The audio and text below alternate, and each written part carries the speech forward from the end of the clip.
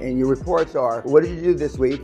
What do you plan on doing next week? Problems, challenges. And then we've added just in the last couple of years, the last section, what am I not telling Dan? Which is opened up Pandora's box. But it's a military format. And if what you're going to do next week doesn't correspond in the next week's report with what you did, then there's a mismatch. When you say you're going to do 10 things and you probably only get done the top 3 or 4, but if you say you're going to do them and then the next week what you did doesn't correspond with what you said you're going to do, in the beginning, you'll be very much surprised, most of you. What you will get done next week has nothing to do with what you think you're going to get done. And so why does it take so long? The guy that I just passed around the email from, he suffered from that. Not just him, but it just so happens I got the email this morning. But 95% of you suffer from the same thing. You couldn't manage your way out of a fucking wet paper bag. And why? Nobody's ever held you accountable. And you've never held yourself accountable. Because in life, you're not going to always have somebody making you accountable.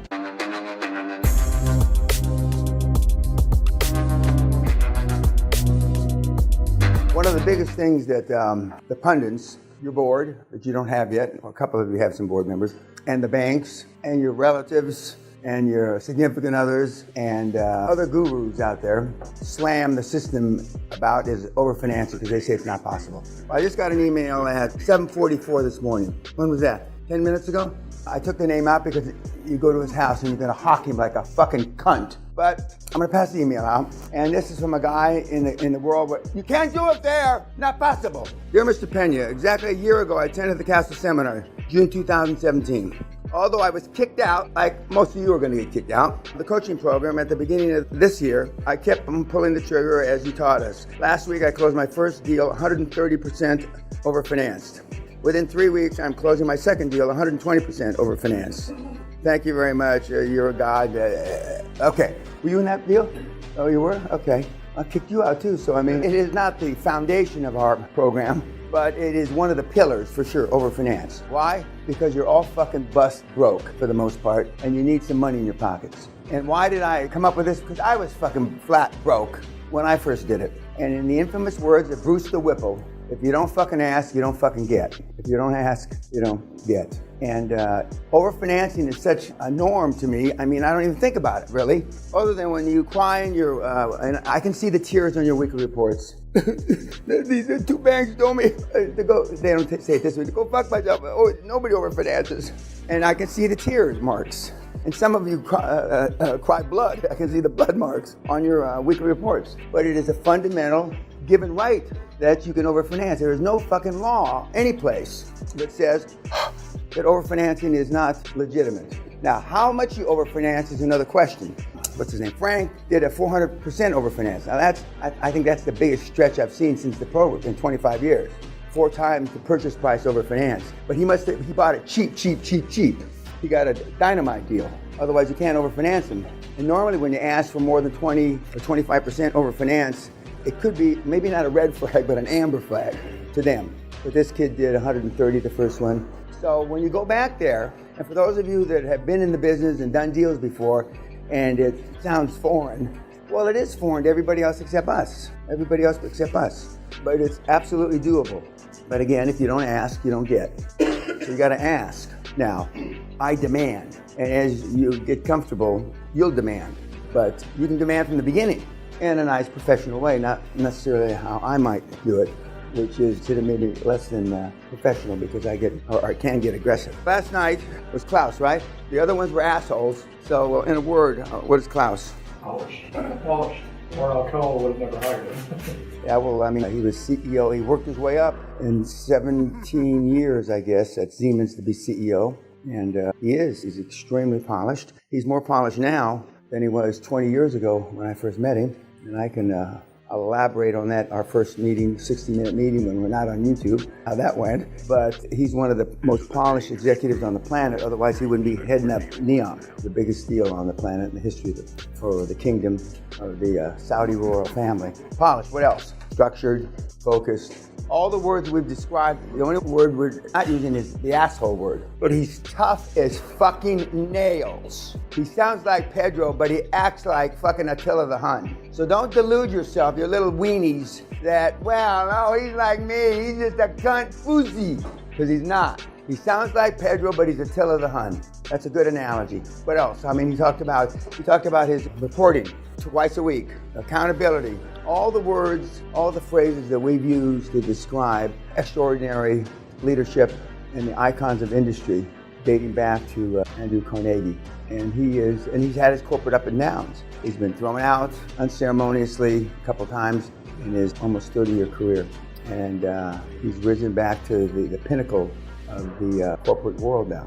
That is the biggest CEO job on the planet. Blank slate, initially to spend $500 billion, which has now grown to, I don't know, $3.5 trillion.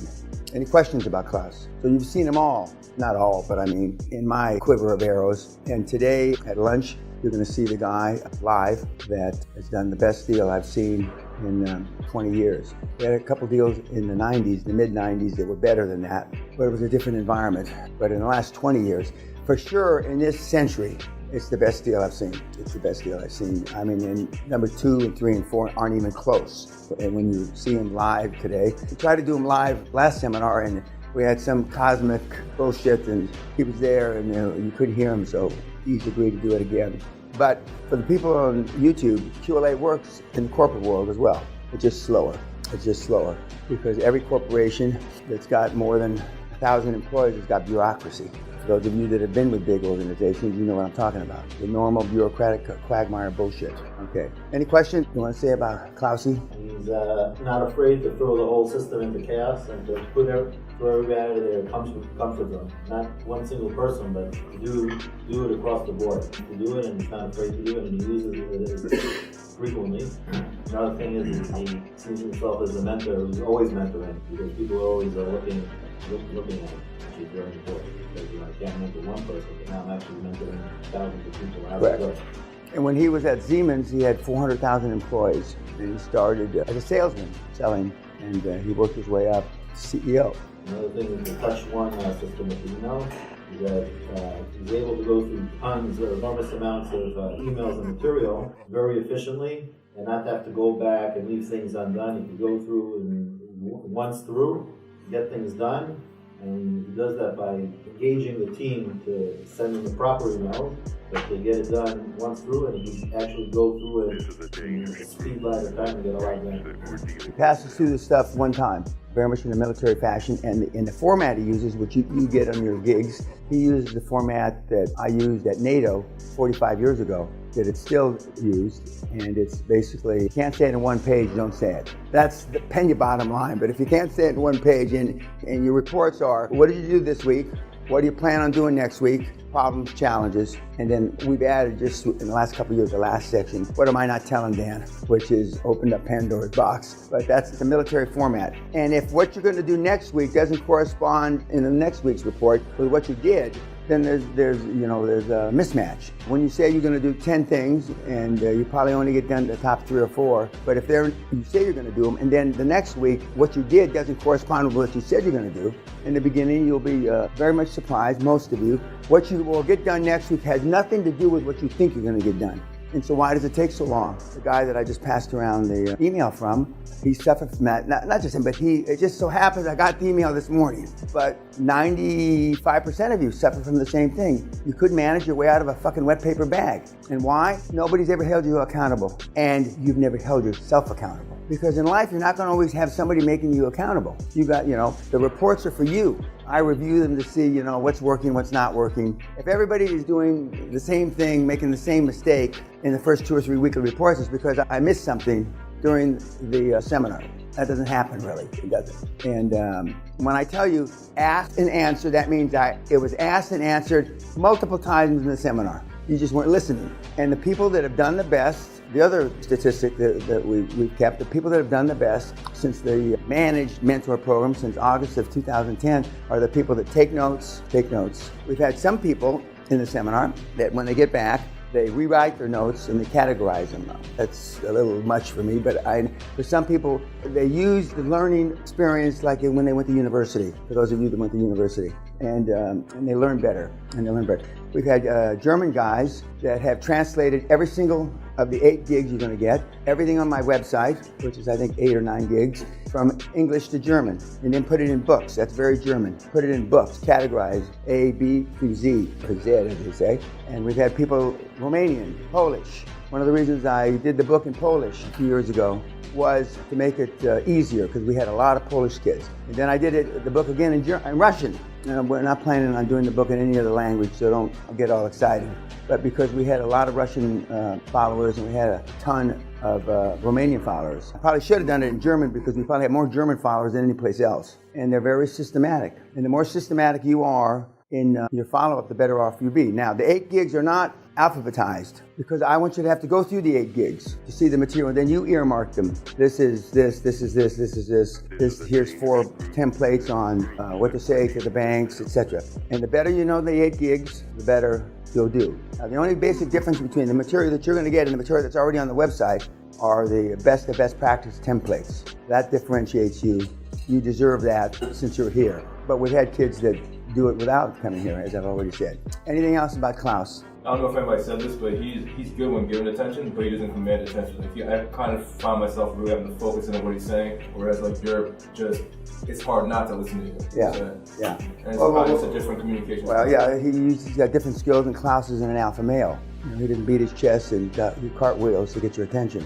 And Klaus gets your attention with results. And in the corporate world, results talk and bullshit walks. I mean, it's results. And he's given some really crappy positions to see if he could do it. And when he turned them around one after another over a period of years, it was pretty obvious to the hierarchy that he was the guy to lead Siemens, which at that time was the 20th largest company in the world.